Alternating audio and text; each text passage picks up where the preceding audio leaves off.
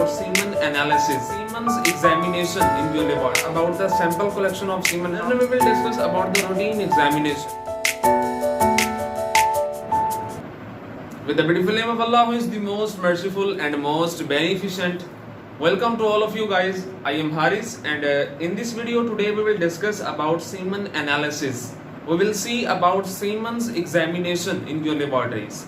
So first of all, we will see about the sample collection of semen, how semen is to be collected from the patient, and which of the devices are just to be given to your patient before sampling and specimens collection. Then we will discuss about the routine examination. It's microscopical and macroscopical examination. So let's move towards the screen. First of all, हमें पता होना चाहिए कि semen analysis में हम करते क्या हैं. सीमन एनालिसिस में हम आपकी बॉडी का एक स्पेसिफिक फ्लूइड जिसे हम सीमन का नाम देते हैं उसका एनालिसिस करते हैं, उसका physical, chemical and microscopical examination किया जाता है. मेनली ये आपके मेल्स के अंदर टेस्टिस के अंदर इसकी फॉर्मेशन होती है और इजैकुलेशन से हम प्रॉपर इसका सैंपल कलेक्ट कर लेते हैं. सो सैंपल कलेक्शन की तरफ चलते हैं कि सैंपल कलेक्शन में आपने अपने पेशेंट को इस बारे में पहले बता देना है कि आपने जो सैंपलिंग सेल्फ पर्सनली परफॉर्म करनी है वो कैसे करनी है.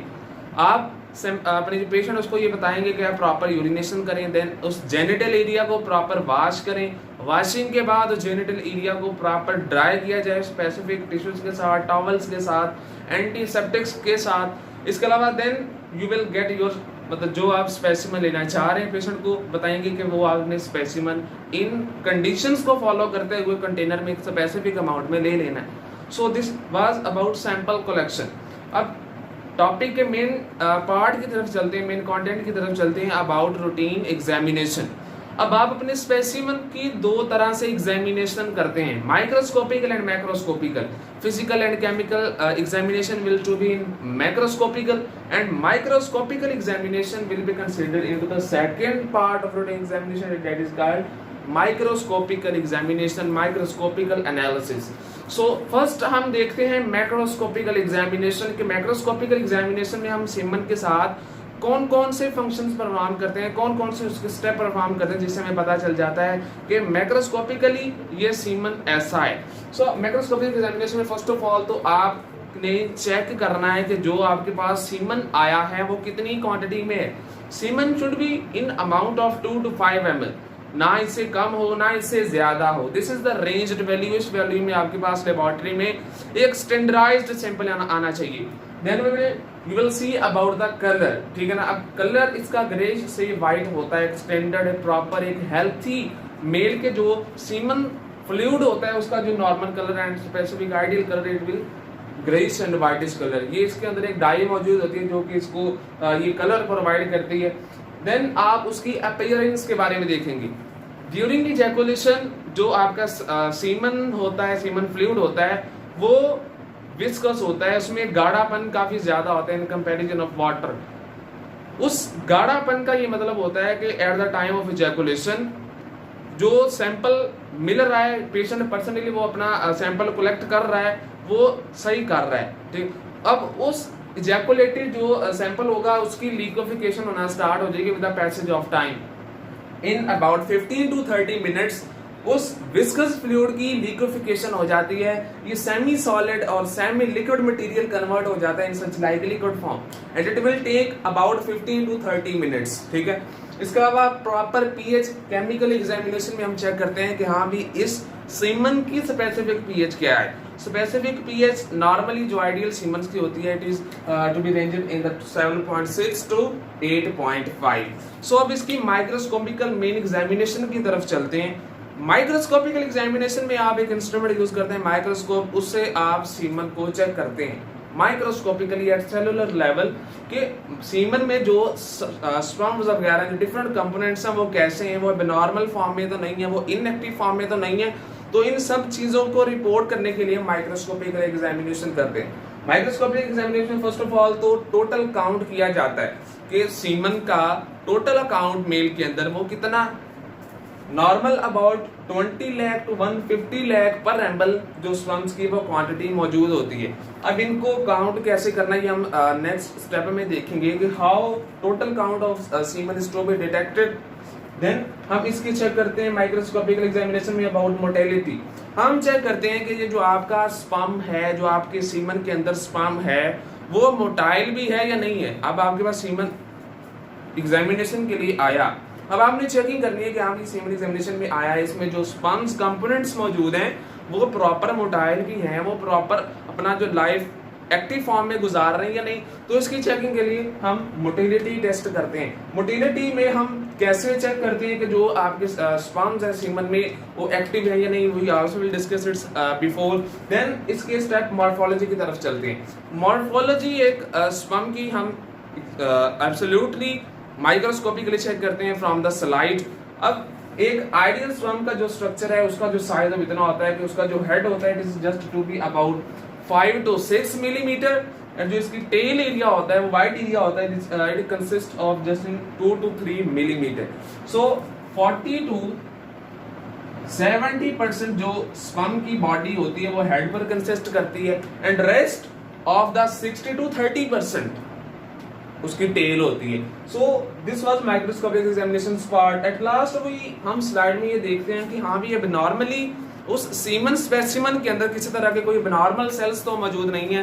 तो वो एबनॉर्मल सेल्स कौन से हो सकते हैं, वो पस सेल्स हो सकते हैं, वो आरबीसीज हो सकते हैं।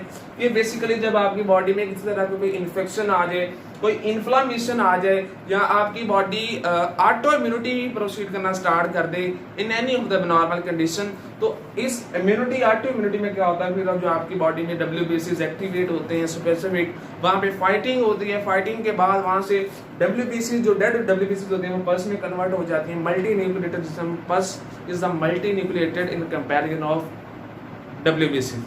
आरबीसी की तरफ चलते जब आपकी बॉडी के अंदर कोई हिमोलिटिक प्रॉब्लम आ जाती है, हिमोलिटिक सिंड्रोम आ जाता है, हिमोलिटिक डिजीज आ जाती है, देन आपके सीमन के अंदर आरबीसीज आना स्टार्ट हो जाते हैं। इसके अलावा एपिथेलियल सेल जो आपकी इंटरनल लाइनिंग्स होती हैं वो सारी इन सेल से मली होती हैं। जब उनमें किसी तरह की कोई प्रॉब्लम आ जाए, कोई डैमेजनेस आना स्टार्ट हो जाए, तो ड्यूरिंग इजैकुलेशन वो सीमन साथ एपिथेलियल सेल्स को भी अपने बाहर कंटेनर में ले आता है।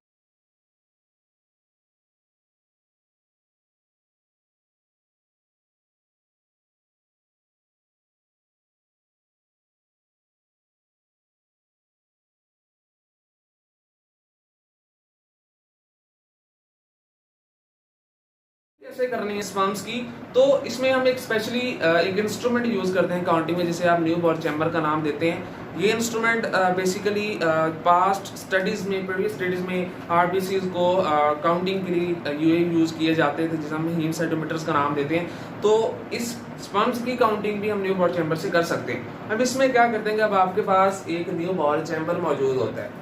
अब आपने क्या करना है कि जो आपके पास जो सैंपल आया था उसकी डाइल्यूशन कर लेनी है। जो डाइल्यूशन का क्या मतलब कि उसको मजीद लिक्विफाई कर लेना है, उसमें जो वाटर की क्वांटिटी इंक्रीज कर देनी है। तो प्रॉपर डाइल्यूशन हम सीमन एनालिसिस की करते हैं, just quantity of about 10 to 20।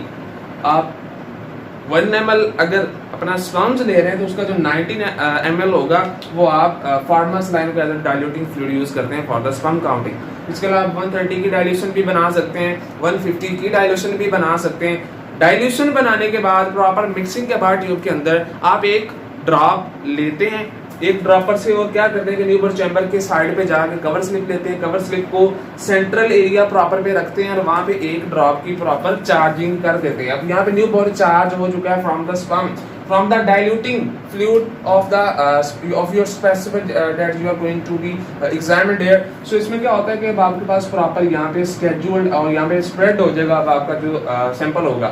अब यहाँ पे आपने काउंटिंग स्टार्ट कर देनी है। अब इन 25 स्केल्स में क्या करना है कि प्रॉपर काउंटिंग करनी है कि कितने स्पर्म्स मौजूद हैं, चाहे वो मरे हैं चाहे वो जिंदा हैं, जैसे भी हैं वो स्पर्म्स आपने काउंट कर लेने हैं। काउंटिंग के बाद आपने एक फार्मूला अप्लाई करना है। उस फार्मूले में जब वो काउंटिंग आप मतलब ऐड करेंगे, जब वो पुट करेंगे वैल्यू, तो आपको पता चल जाएगा कि जो आपके पास स्पेसिमन मौजूद है, सीमन एनालिसिस के लिए जो स्पेसिमन आया उसमें स्पर्म्स की क्वांटिटी कितनी है, टोटल काउंट कितना है। तो फार्मूले की तरफ चलते हैं। This is the short term formula. Normally जो लोकली लेबोरेटरीज में डाइल्यूशन की जाती है जस्ट 1 to 20, ठीक है ना। अब इस 120 डाइल्यूशन अगर आपने यहाँ पे चार्ज किया, जो आपने सॉल्यूशन है, उसके लिए आप ये फार्मूला नॉर्मली यूज कर सकते हैं कि जो भी आपने 25 स्क्वायर्स में स्पर्म्स गिने उनको 1,07 मिलियन से मल्टीप्लाई कर देंगे तो आपको टोटल काउंट आ जाएगा of the relevant specimen.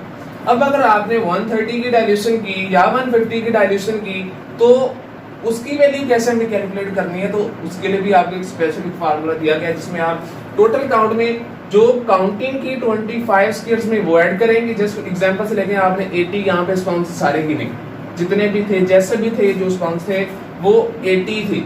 50 dilution value हमने ये डाइल्यूशन यूज की, अगर यहाँ पे हम 30 यूज करते हैं हम 50 की जगह 30 को ऐड कर देते।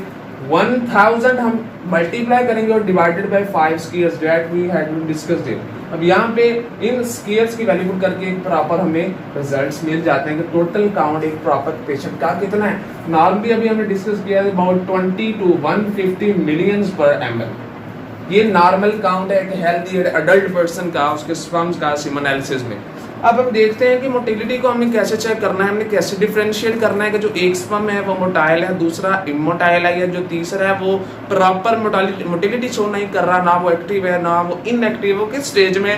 तो इसके लिए आप मोटिलिटी टेस्ट करते हैं। मोटिलिटी टेस्ट नॉर्मली आप स्लाइड्स पर वेट प्रिपरेशन मेथड करते हैं। इसमें करते हैं आप क्या है, एक स्लाइड लेते हैं, वहाँ पे स्पर्म का एक ड्रॉप लेते हैं, लिक्विफाइड स्पर्म्स का, लिक्विफाइड सीमन का प्रॉपर यहाँ पे आप एक ड्रॉप रखते हैं और ऊपर एक कवर स्लिप फोल्ड कर देते हैं। जब कवर स्लिप को रखा जाता है तो वो प्रॉपर स्प्रेडिंग हो जाती है, प्रॉपर आप माइक्रोस्कोप से इसकी मोटिलिटी चेक कर लेते हैं। अब जो स्पर्म प्रॉपर एक्टिवेट होगा, आपने किस स्पर्म को प्रॉपर एक्टिवेट करना है, किस स्पर्म को आपने कहना है कि हाँ भी दिस इज मोटाइल।